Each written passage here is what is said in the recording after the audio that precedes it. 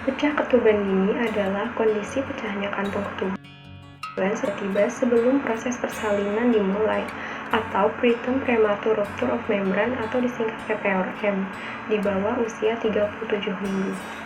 Penyebab ketuban pecah dini yang pertama infeksi rahim, leher rahim atau vagina, yang kedua trauma kecelakaan seperti terjatuh atau terbentur, yang ketiga stres atau merokok, yang keempat menjalani operasi atau biopsi serviks, yang kelima pernah mengalami ketuban pecah dini pada kehamilan yang sebelumnya, perdarahan vagina selama kehamilan, indeks massa tubuh ibu hamil yang rendah, dan yang terakhir hipertensi yang tidak terkontrol.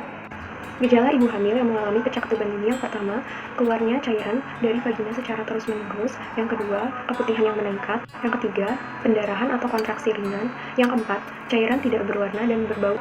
Apabila disertai dengan adanya infeksi, dapat disertai dengan demam, bercak vagina yang banyak, nyeri perut, denyut jantung janin yang semakin cepat, serta janin mudah teraba.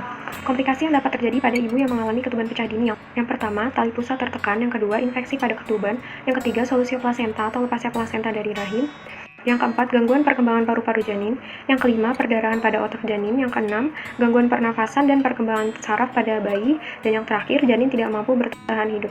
Bagaimana cara mencegah dan mengatasi ketuban pecah dini pada ibu hamil? Yang pertama, hindari perjalanan jauh yang melelahkan. Yang kedua, hindari makanan yang bisa merangsang kontraksi rahim seperti minuman beralkohol tinggi dan makanan yang difermentasi secara berlebihan. Yang ketiga, hindari trauma atau benturan fisik pada daerah perut. Yang keempat, pada ibu hamil kembar, hindari atau kurangi aktivitas yang berlebihan.